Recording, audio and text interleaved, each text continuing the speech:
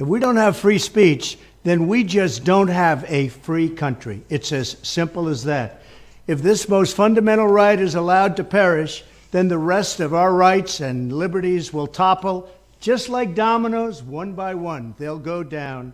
That's why today I'm announcing my plan to shatter the left-wing censorship regime and to reclaim the right to free speech for all Americans. And reclaim is a very important word in this case because they've taken it away. In recent weeks, bombshell reports have confirmed that a sinister group of deep state bureaucrats, Silicon Valley tyrants, left-wing activists, and depraved corporate news media have been conspiring to manipulate and silence the American people. They have collaborated to suppress vital information on everything from elections to public health. The censorship cartel must be dismantled and destroyed, and it must happen immediately. And here's my plan. First, within hours of my inauguration, I will sign an executive order banning any federal department or agency from colluding with any organization, business, or person to censor, limit, categorize, or impede the lawful speech of American citizens. I will then ban federal money from being used to label domestic speech as mis- or disinformation.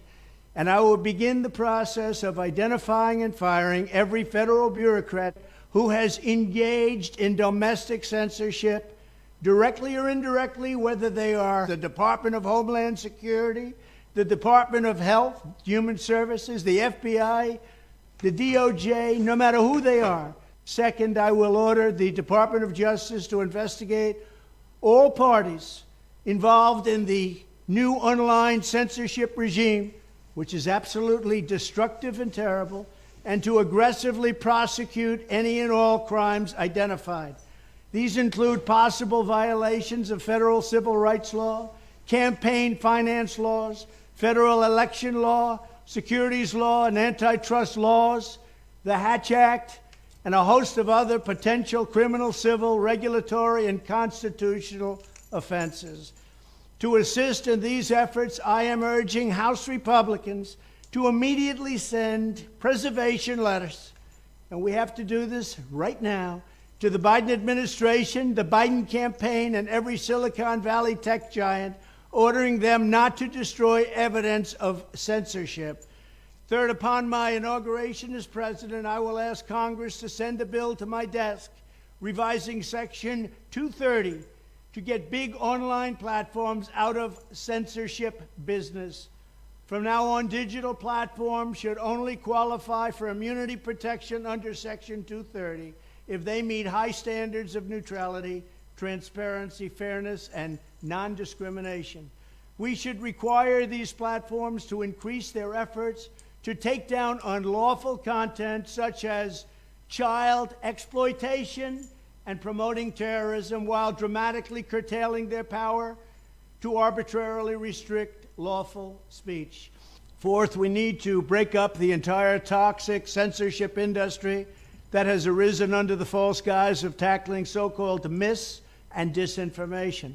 The federal government should immediately stop funding all nonprofits and academic programs that support this authoritarian project.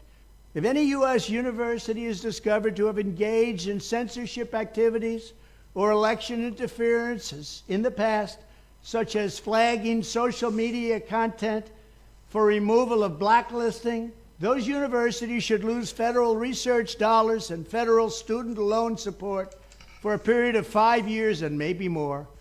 We should also enact new laws laying out clear criminal penalties for federal bureaucrats who partner with private entities to do an end run around the Constitution and deprive Americans of their First, Fourth, and Fifth Amendment rights. In other words, deprive them of their vote. And once you lose those elections, and once you lose your borders like we have, you no longer have a country.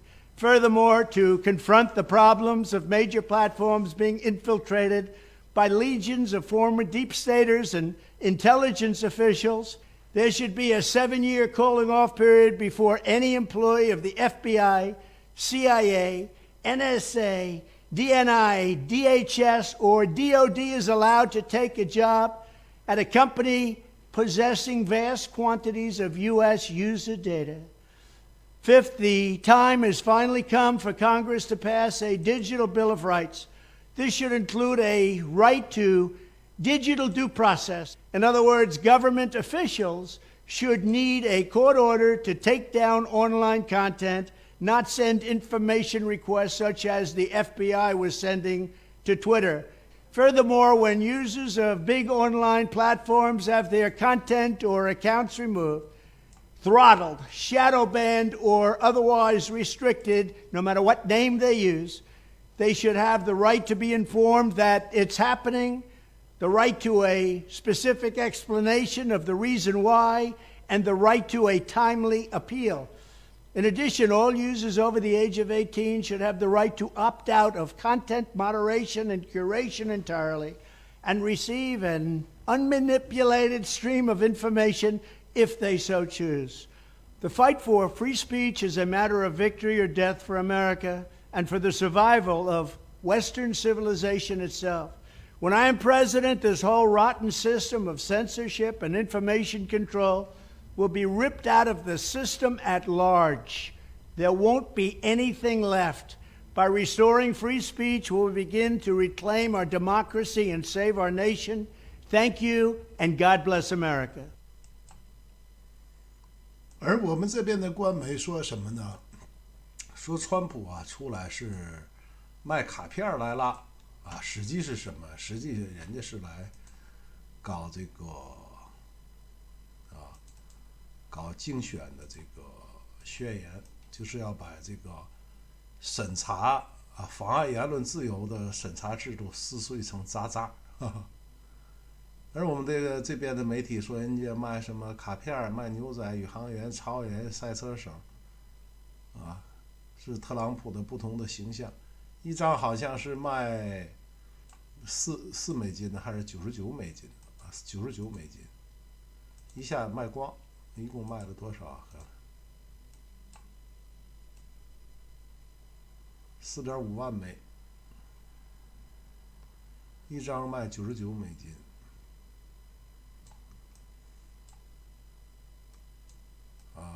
他要把美国的限制言论自由的那个审查制度撕碎成渣渣，这个就是特朗普这次选举的这个竞选宣言。挺好的。有人说就是我永远支持川普在美国好像没有这种说法就是此时此地此刻此景支持谁支持谁，没有说永远的爱戴谁那个说法。